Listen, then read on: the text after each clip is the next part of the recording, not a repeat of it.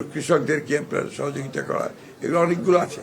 এবং সেই সঙ্গে আপনার যেটা আপনার আছে যে আপনার সোশ্যাল যে আপনার সিকিউরিটি, এই বিষয়টা আপনার অত্যন্ত জরুরি, যেটা আমরা আমাদের মন্ত্রণালয়ের সঙ্গে অনেকগুলো আপনার জড়িত থাকবে ভবিষ্যতে। আগের যে অবয়বটা ছিল, পুরো অবয়বটা নাও থাকতে পারে, এর সঙ্গে নতুন কিছু আসতে পারে। চিন্তা ভাবনাগুলো আমরা যেগুলো করেছি সেইভাবে আমরা এগোতে পারি সামনে। স্থানীয় সরকার যে বিভাগগুলো আছে, জেলা পরিষদ, উপজেলা পরিষদ, পৌরসভা, এগুলো তো এখন ফাঁকা শূন্য। এগুলো যত দ্রুত সম্ভব আমরা এগুলো নির্বাচনের ব্যবস্থা করব, যত দ্রুত সম্ভব। এটা আপনার তো আরেকদিন সম্ভব না, but will immediately try to go for that.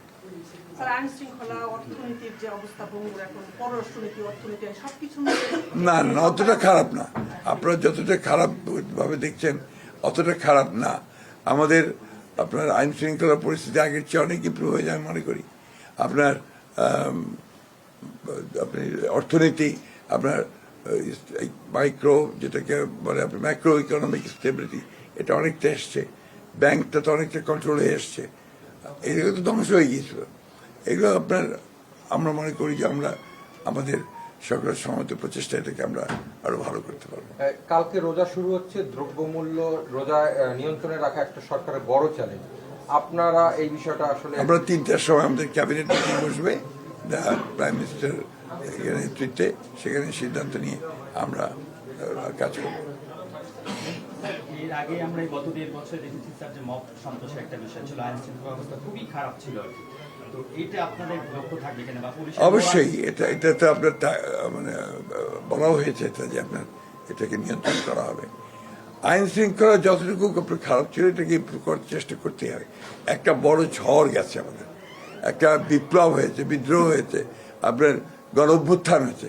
এই সব মুহূর্তের মধ্যে সব ঠিক হয়ে যাবে এটা মনে করার কারণে 1-1.5 বছর আমরা পার হয়েছি। আপনার ইন্টারিম গভর্নমেন্ট, এরা একটা ইলেকশন দিয়ে গেছে, ইলেকশন করে একটা গভর্নমেন্ট হয়েছে, ইলেক্টেড গভর্নমেন্ট হয়েছে। এটা একটা বড় অ্যাচিভমেন্ট। আমি তো মনে করি যে that's also a very big achievement. এর আগে যতবার 2-3টা নির্বাচন তখন ইনক্লুসিভ বলা হয়নি, কারণ বিএনপির মতো বড় দল ছিল। এবারও আসলে আওয়ামী লীগ আসলে এখন সরকার না, এটাকে কিন্তু আপনার এটা কিন্তু জাতীয় আন্তর্জাতিকভাবে সবাই বলছে এটা ইনক্লুসিভ ইলেকশন আছে, এবং এটা ইনক্লুসিভ ইলেকশন হচ্ছে বলেই আজকে এটা অ্যাকসেপ্টেবল টু অল হয়েছে সকলের কাছে। এটা আপনার আমাদের পলিটিক্যালি আপনাকে জানাবো পরে, আমাদের গভর্নমেন্টের আলোচনার পরে জানাবো আপনাদেরকে। এগুলো আপনার যেটা বিচ্ছিন্নভাবে কিছু ঘটনা ঘটে সেগুলোকে তো আপনার জেনারেলাইজ করা যাবে না। স্থানীয় সরকার বিভাগের যে প্রতিষ্ঠানগুলো স্যার, যেমন এলজিইডি, ইপিএসি এবং পৌরসভা, সিটি কর্পোরেশন, এগুলো স্যার একেবারে দুর্নীতিতে নিমজ্জিত রয়েছে। এই প্রতিষ্ঠানগুলো গুড গভর্নেন্সের মারাত্মক রকমের অভাব। স্যার, আপনি নতুন মিনিস্টার হিসেবে এই মন্ত্রণালয়ে আসেন, সবচেয়ে দুর্নীতিগ্রস্ত প্রতিষ্ঠানগুলোর দায়িত্ব আপনি নিচ্ছেন, তো এটাকে কি দুর্নীতিগত প্রতিষ্ঠানগুলোর দায়িত্ব নিচ্ছে দুর্নীতি দূর করার জন্য। আগের যে অ্যাডভাইজার ছিলেন মানে তখন শিক্ষার্থী প্রতিনিধি আসিফ মাহমুদ সজীব ভুঁইয়া, তার অনেকগুলো গণমাধ্যমে এবং মানুষের কাছে অনেকগুলো দুর্নীতির কথা বের হয়েছে, সেগুলো নিয়ে কি আপনারা কাজ করেন? আমি এই মুহূর্তে এই বিষয়গুলো কমেন্ট করতে চাই না, আমাকে জানতে হবে আগে এক্স্যাক্টলি।